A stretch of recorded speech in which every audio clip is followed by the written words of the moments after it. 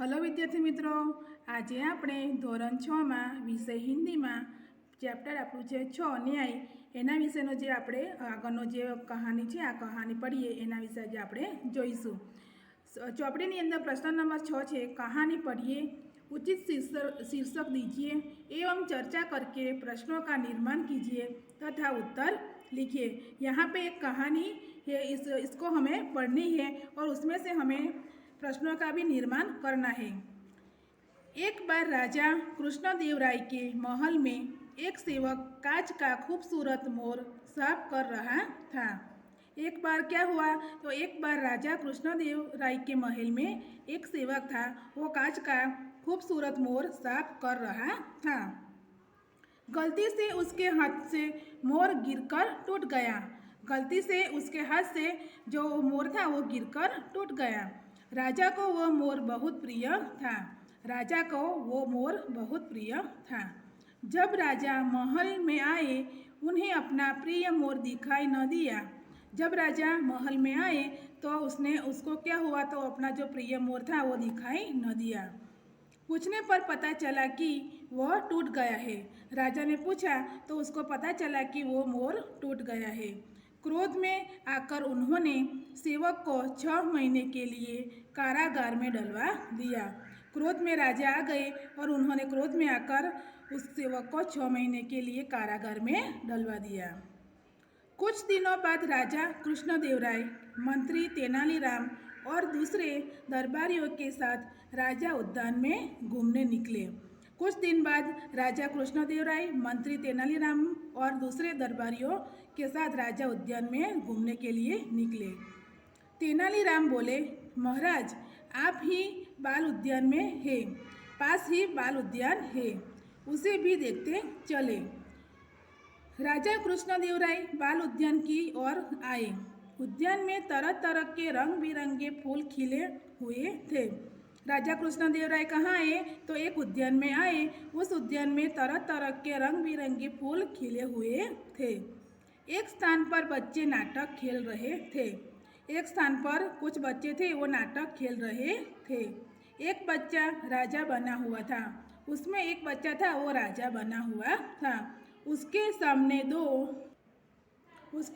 दो सिपाही एक अपराधी को पकड़कर खड़े थे। खेत के मालिक ने शिकायत की, महाराज आज यह मेरे खेत से गाजर और मूली उखाड़ कर ले गया। सुनकर राजा बने बच्चे ने चोरी करने वाले से पूछा। उसने गलती मान ली। जब तक वो बोला, ठीक है तुम्हें माफ़ी दी जाती है, पर ध्यान रखना कि दोबारा यह गलती न हो। फिर खेत के मालिक से कहा, तुम्हारे नुकसान की भरपाई शाही खजाने से की जाएगी, पर पहली गलती पर भला हम कैसे सजा दें। तो यहाँ पर जो राजा थे और उनके मंत्रियों के साथ वो उद्यान में गए। वहाँ पर कुछ बच्चे खेल रहे थे। खेल खेल में ही उन्होंने शिकायत की और उसके महाराज ने ये खेल देखा तो ये खेल देखकर महाराज को भी थोड़ा पछतावा हो गया। नाटक देखने के बाद मंत्री ने कहा, महाराज यह बच्चा तो बड़ा शरारती है। यह नाटक मंत्री ने देखा और उसने महाराज से कहा कि यह बच्चे तो बड़े शरारती है, उसे सज़ा मिलनी चाहिए। तेनालीराम बोले, हाँ महाराज मेरे विचार से सज़ा यही हो कि उसे राज दरबार में बुलाकर यह नाटक फिर से दोहराने को कहा जाए। नाटक देखकर राजा कृष्णदेव राय सोच में पड़ गए। ये बच्चों का नाटक देखा तो राजा कृष्णदेव राय सोच में पड़ गए।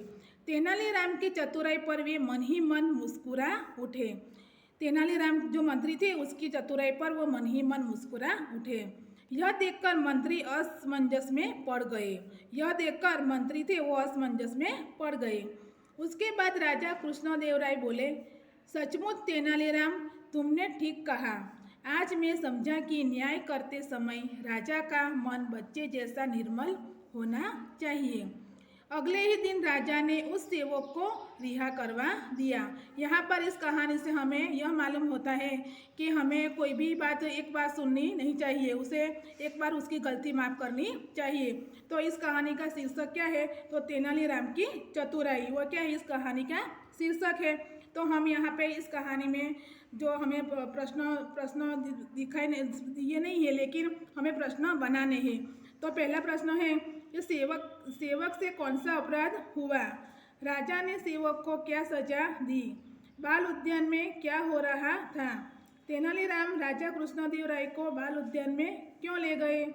तेनालीराम बालक को कौन सी सजा दिलाना चाहते थे? न्याय करते समय राजा का मन कैसा होना चाहिए? राजा ने सेवक को क्यों रिहा कर दिया? तो आ प्रश्नों છે એની PDF તમને મોકલવામાં આવશે। Thank you.